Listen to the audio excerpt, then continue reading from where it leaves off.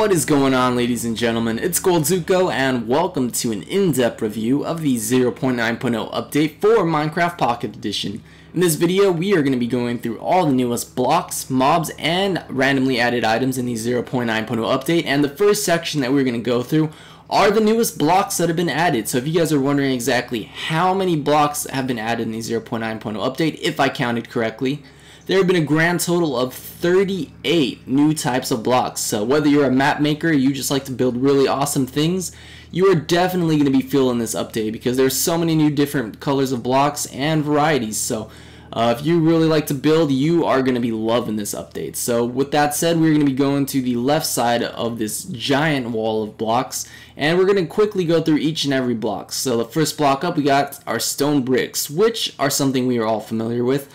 This one looks like a little more decorative variation of stone bricks. As you can see, the middle of it has like these nice square tiles, so those are pretty cool. Next to that, we got acacia planks and dark oak planks, which are the new plank variations that have been added in the 0.9.0 update. As you can see, acacia seems to be like an orangey color, and dark oak planks seem to be like a dark brown chocolatey color. And next to those, we got granite, diorite, and andesite. And this trio each has a polished variation of it. As you can see, we got polished granite, polished diorite, and polished andesite. They all look pretty nice.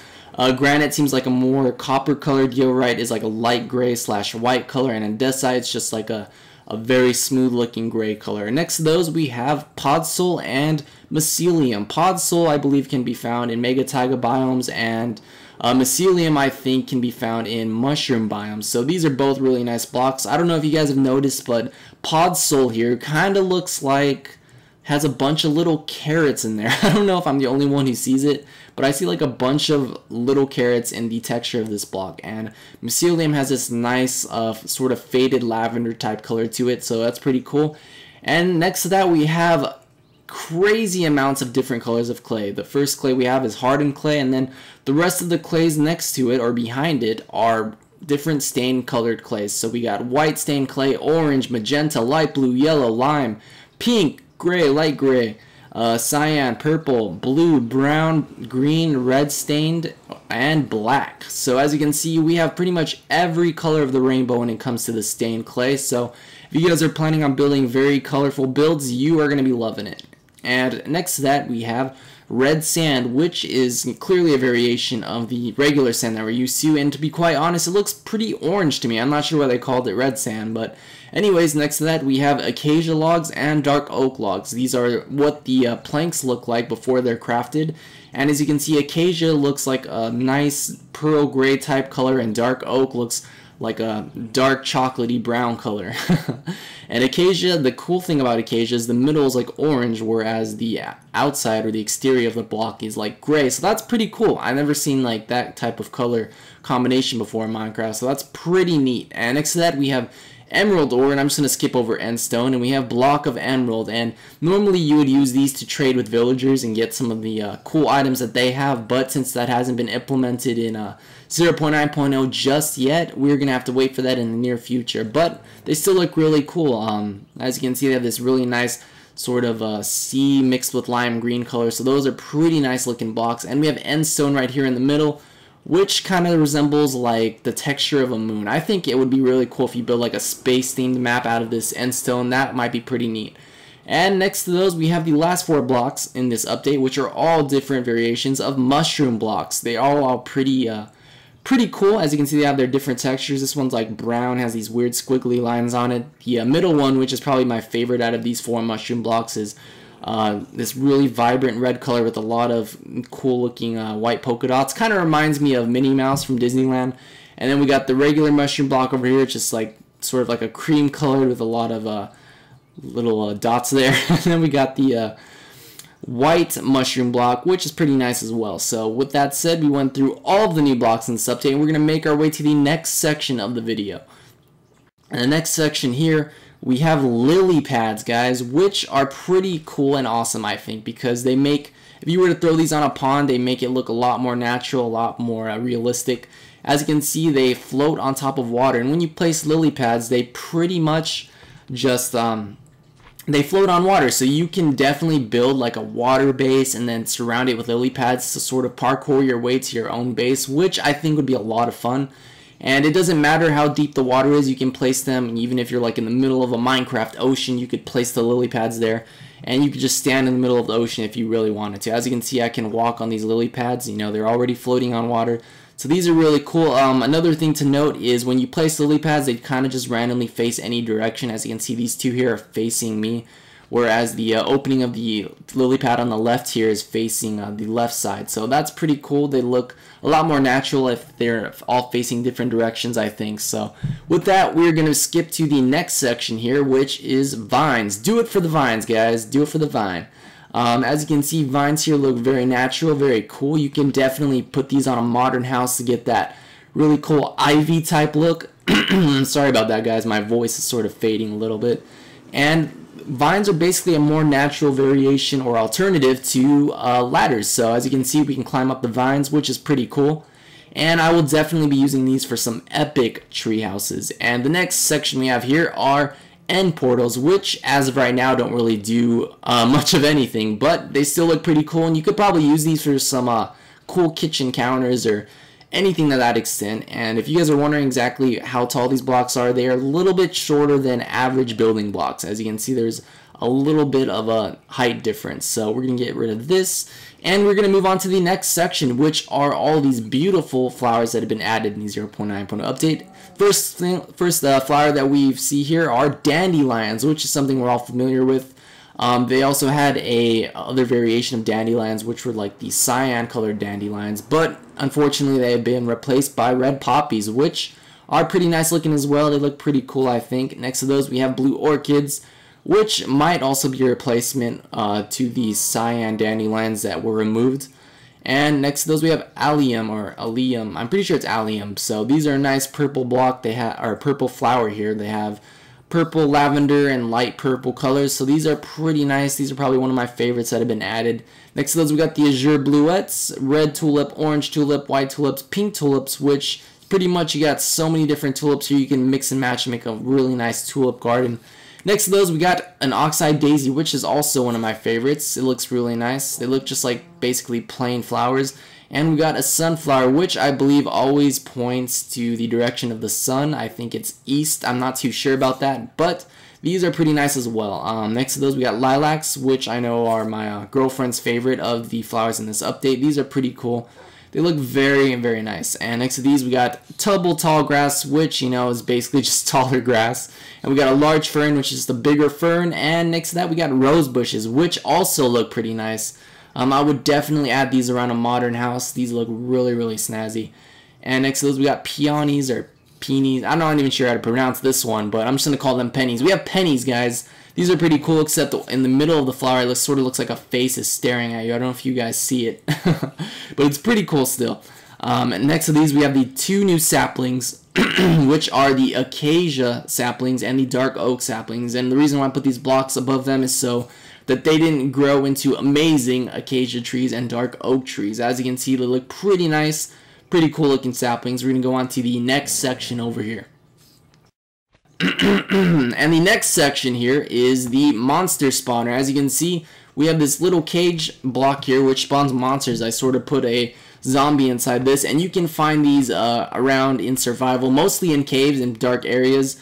So these are pretty cool. They can actually spawn mobs. They're pretty awesome. If you don't want them to spawn mobs, you basically just have to surround it with a bunch of torches or glowstone to keep it well illuminated. But these are pretty cool. It looks like a zombie's just tripping out like he's on fire and he's trying to escape, but he can't really escape. But that's pretty cool nonetheless. You might not even want to use these for monster spawners. You could even use them for decoration if you really wanted to. Next to this, we have the acacia stairs and the acacia half slabs and the dark oak stairs and dark oak half slabs. Nothing more to say about these. They're just, you know, the new variations of stairs and half slabs for the new planks. And next to this, we have the non-hostile mobs. The first non-hostile mob here is Mr. Villager. This one is really, really cool. I think this is probably one of my new favorite mobs. I like the noises they make. They sound pretty funny. They're like, arr, arr. And they basically look like Squidward from SpongeBob with a unibrow. I don't know if you guys see it. It must be the nose. But these guys are really cool. Hopefully in the near future they will be updated so we can trade with them. But you will be, if you're lucky enough, you can find them in little villages and generated houses around your Let's Play world or whatever, your building world, whatever it is that you guys want to do. You might be lucky enough to stumble across these guys in their villages. They're very cool looking guys. They have a lot of different variations. I picked this one just because the white sort of matches the theme I was going for in this update video. And yeah, these guys are pretty cool. I like them a lot. Next to the villages, we have the mushrooms, which can be found in mushroom biomes, which are pretty rare to find these guys out, but they are pretty cool looking. As you can see, they're like regular cows, but a more vibrant red color, and they have mushrooms growing out of their butt, their back, their head, everywhere. Mushrooms galore. These guys are really cute looking too. So, next to these we have silverfish, which are just these really weird worm-looking fish things that just kind of jump around and act kind of weird. These are cool. I think that I will probably use these to make an aquarium, so maybe I'll make a tutorial on how to build that. These guys are really cool. They just look kind of like worms combined with fish. And next to the silverfish, we have my favorite non-hostile mob in this update, which are the wolves. And as you can see, there are a lot of different variations to wolves. The first wolf here is a tamed wolf, and this is basically a wolf that you tame.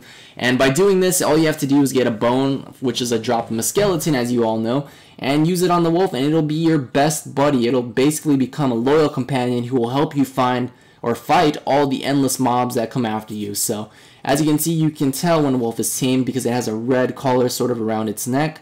And these guys are really cool. And also, another cool thing about these guys is you can tell them to stand, like this one over here. If you can tell them to stand, they'll follow you. And if you tell them to sit, they will just stay in the same spot and obedient position that they, that they like to chill in here.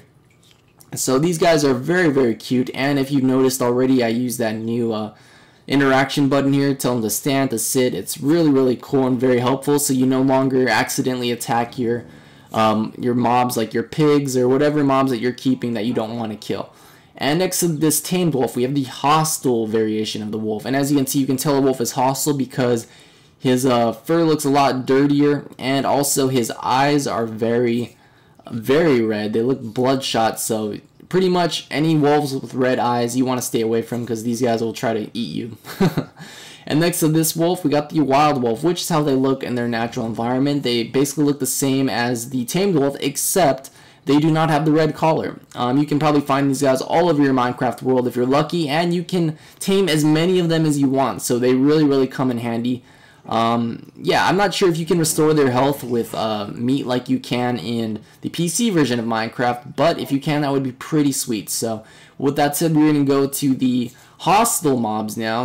Two new hostile mobs that have been added in this update are slimes, which are pretty much just giant flopping jellos.